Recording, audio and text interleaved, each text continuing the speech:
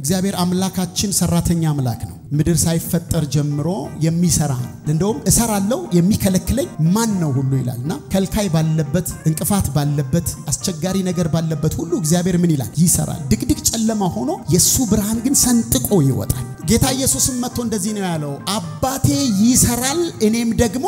እሰራለሁ ነፍስም ወደ አምላኳ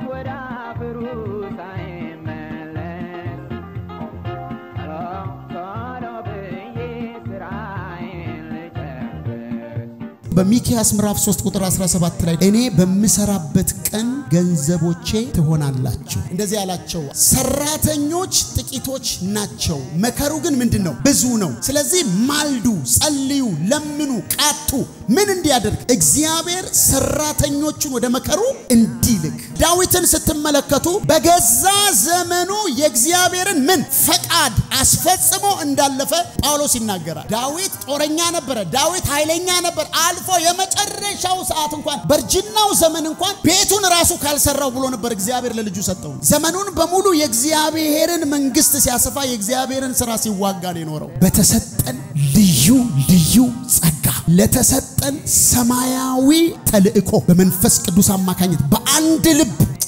ልብ ማለት በአንድ አስተሳሰብ በአንድ ንግግር በአንድ አቅጣጫ ማለት ልዩነት ጸጋ ላይ እንጂ ሚሽን ላይ አይደለም በአንድ ልብ በህብረት የምንሰራበት አመት የምንሰራበት የምንተጋበት የእግዚአብሔርን መንግስት የምናሰፋበት ሰውነታችንን እያስገዛን ለምንሰራው ሥራ ራሳችንን እየሰጠን እግዚአብሔር በሽቅድንም ስፍራ እንደተቀመጠ ልክ ደግሞ ሽልማቱን ሊወስድ እንደተዘጋጀ ራሱን እየጠበቀ ክርስቶስን በመምሰል ህይወት እንደሚያገለግል እንደሚኖር እንደሚሰራ ሰው ከእግዚአብሔር ጋር ሰራተኞች ነን አለ ጳውሎስ እየበላን እየጠጣን የመጨረሻውን ዘመን የምንጠብቅ አይደለንም የራሳችን ጉዳይ ላይ ተጠምደን የምንኖር አይደለንም እግዚአብሔር የሱን ውጊያ እንዋጋለን እሱ የታመነ ቤት ይሰራልናል በዚህ አመት ተነስተን እንሰራለን 120ዎቹም ወጥተው በታላቅ ጸጋ የክርስቶስን ወንጌል ሲሰብኩ እንደነበረ የእግዚአብሔር ጸጋ በኃይል በእነሱ ላይ እንደነበረ በተለያየ መንገድ እንሰብካለን በሚዲያ እንሰብካለን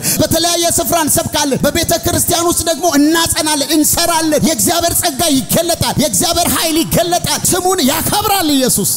እኔ በመሰራበት ጊዜ እናንተ ገንዘቦች ናችሁ ይሄ አመት የሥራ አመታችን ነው